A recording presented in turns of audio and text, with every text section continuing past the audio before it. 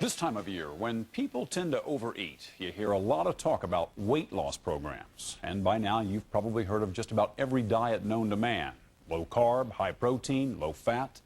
Then there's the grapefruit diet, the caveman diet, the hot dog diet. Some are controversial, some are downright strange. But now, the story of a weight loss method that really seems to make no sense at all until you look at the science behind it. Here's Josh Mankiewicz.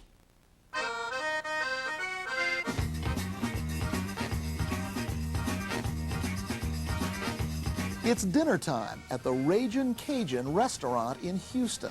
And these hungry diners are sitting down to a feast. Gumbo, oysters, shrimp, soft-shell crab, fried crawfish. And no one can resist the bread pudding. Oh, Louisiana, yeah. But before they eat, they do this. Strangely colored crystals sprinkled liberally on their dinner plates.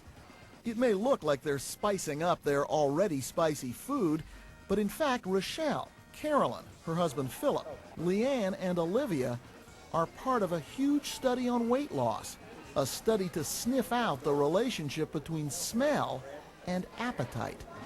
That's all. This odor smells most like paint thinner, apple, gasoline, or cheddar cheese. It's all the brainchild of this man. Regular viewers of Dateline will remember Dr. Alan Hirsch, also known as Dr. Smell, the neurologist and psychiatrist who isolated the smells that sexually arouse men and women. Pumpkin pie and lavender for men, cucumber and good and plenty candy for women. He also found that the smell of strawberry helps you exercise more. And so Hirsch wondered, could there be a smell that would make you eat less? What Dr. Hirsch discovered might surprise you. Pleasant aromas like green apple and peppermint seem to control appetites better than nasty odors like dirty socks. We found that actually the more you like the food, and the more you like the smell, the more weight you lost. I would have thought that an unpleasant smell would take away your appetite. That's what I thought too. I thought give somebody something that smells bad, you feel sick, you don't want to eat anything. No, if you give something that smells bad, they don't use it. And to test that finding, Dr. Hirsch went to Houston, branded America's fattest city by one exercise magazine. He studied 2,600 people over 6 months, including the 5 people we met at that Cajun dinner. They all wanted to lose weight. None of them exercised regularly, and they've tried just about every diet imaginable. What's the sweet smell this month? Dr. Hirsch brought with him these special non-caloric scented crystals, then asked the participants to sprinkle them on their food. The powders are divided into 2 groups, sweet scents for sweet foods and salty smells for just about everything else. They do change the smell of the food slightly, but will they change how much people eat? We were there long before that big meal. We were there the day they received their crystals. I can't figure it out what it is. Olivia Bailey, a divorced mother, told us she hopes that by losing weight, she'll maybe find a boyfriend. I've tried everything else, so what? One more thing. Philip and Carolyn Christian, sweethearts in love with each other and with their food. I'm ready. I'm ready for you to be skinny and Mr. Stud Muffin. Mr. Stud Muffin, that's me. Hello. All the participants, like Rochelle Yuga, kept a video diary for us to prove they were actually using the scented powders. Hey, listen, I'm trying to lose weight. And they were. I've noticed that I've lost some inches. In fact, schoolteacher Leanne thought it would be a lesson for her students. I told them I'm going to get skinny and they can watch me, but they're real excited.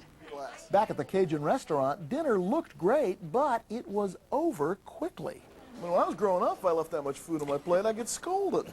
But they all said they were eating less. And at the end of 3 months, when we checked in on them during this dinner, they were all losing weight. 7 pounds. 7 pounds. 5 pounds. 14. Probably about 9 pounds. 5. I think what's happening is the sprinkles are acting to fool your brain into thinking you've eaten, and thus you eat less. So we're causing people to feel full faster by using these sprinkles. And these diners told us the sprinkles don't make your food taste bad. Turns out, they're right.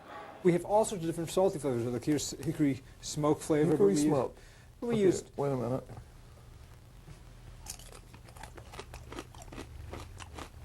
First of all, I have the best job in television. Okay, it doesn't taste it tastes like bacon. It doesn't taste any different. You don't necessarily have to recognize a taste there for it to have a positive effect. And the result is, I could still eat chocolate cake, I could still eat bacon, and I'll lose weight? Basically, that's right. You better have an unlisted number. Remember, this is a study, not a diet. You can't buy Dr. Hirsch's flavored crystals anywhere, and he has no plans to sell them. And no one's claiming that what our participants are eating is good for them. In fact, a lot of it clearly isn't. If you eat junk, then that's really what you are. You're full of junk. Nikki Lowenstein is the clinical nutrition manager of the MD Anderson Cancer Center. She says she's worried about what will happen after the 6-month study ends and a lifetime of eating badly continues with little or no exercise. If people are eating less, how can that be anything but a good thing? They're not making any permanent behavior changes or attitude changes towards food, so they're not going to learn how to keep it off, and that would be a concern. The doctor agrees and says the crystals aren't how he keeps in shape. Well, I hate to call it diet because diets don't work. As a matter of fact, the way I lose weight is I just go to the gym and exercise longer. But for this study... You don't do it by talking really fast? But the crystals do seem to work for many in his study. And when the study ends, well, so far no one's talking about joining a gym, but they are stockpiling Dr. Hirsch's powders. Well, you ought to see what I have at home. I probably have a year and a half's worth. So what's going to happen to those people? You start eating again? I don't know. Maybe they'll eat again and they'll gain weight, or maybe they'll modify their lifestyle habits.